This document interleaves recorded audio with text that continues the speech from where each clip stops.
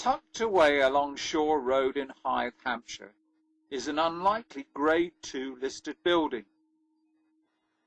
During the Great War between 1917 and 18, the shipbuilders May, Harden and May Limited contracted John Lohman and Co. to erect a large hangar at Hythe with a concrete apron and slipway into Southampton Water, in which they could build seaplanes and flying boat hulls for the Admiralty. This hangar is known today as the Admiralty Shed.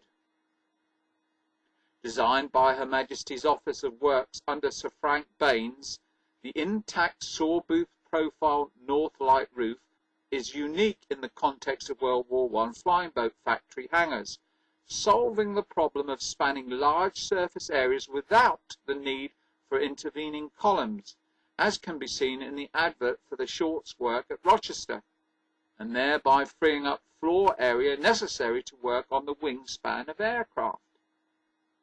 Baines included the Admiralty Shed in a talk he gave to the Royal Institute of British Architects in April 1919 on war factories and sheds, their construction and adaptation to future needs. And there is an early photo of the Felixstowe, one of the largest and most expensive seaplanes, outside the Hythe works. Although often confused with the early seaplane hangars at Calshot, they were used primarily for the garaging of seaplanes.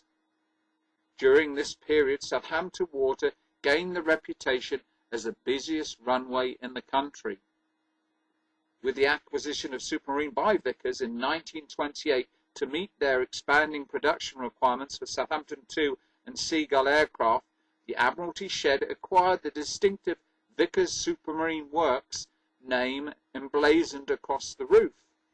By the mid-1930s, Hythe was engaged in the construction of Seagull 5s for the Australian Navy, and then its Royal Navy incarnation, the Walrus, as well as Stranraers for the RAF.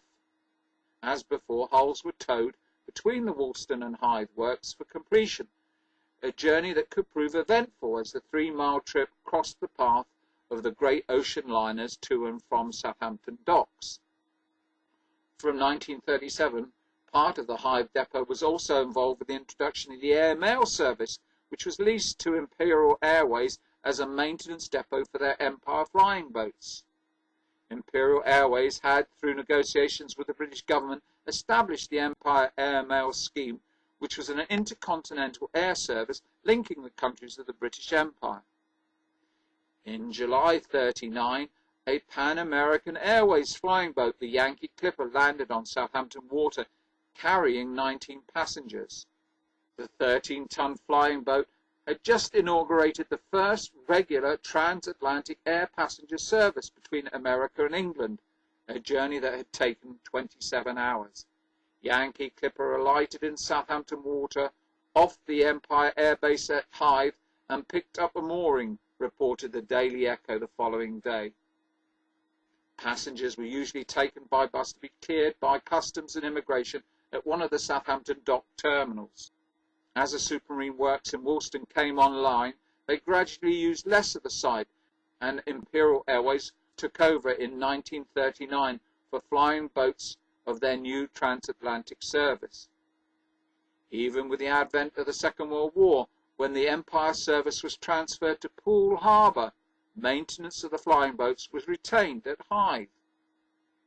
With the war over, the British Overseas Air Corporation, BOAC, the successor of Imperial Airways, brought their commercial flying operation to Hythe. However, the age of the flying boat was nearly over. With the end of hostilities, airfields were more prevalent and long-range land-based aircraft safer than seaplanes, and BOAC ceased flying boat services at Hythe in December 1949. In 1953, the depot was taken over by the Royal Navy as a care and maintenance base for minesweepers called HMS Diligence until 1963, when it closed again.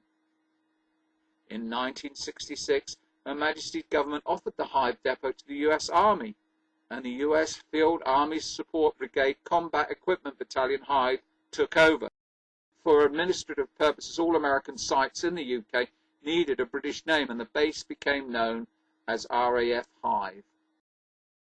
It was bought by South East England Development Agency from the Ministry of Defence in 2007, who converted the existing main shed into marine production units and improved slipway access to support marine development, such as the high-tech carbon fibre hulls of both Rita and the T3 test boats for the 2017 America's Cup.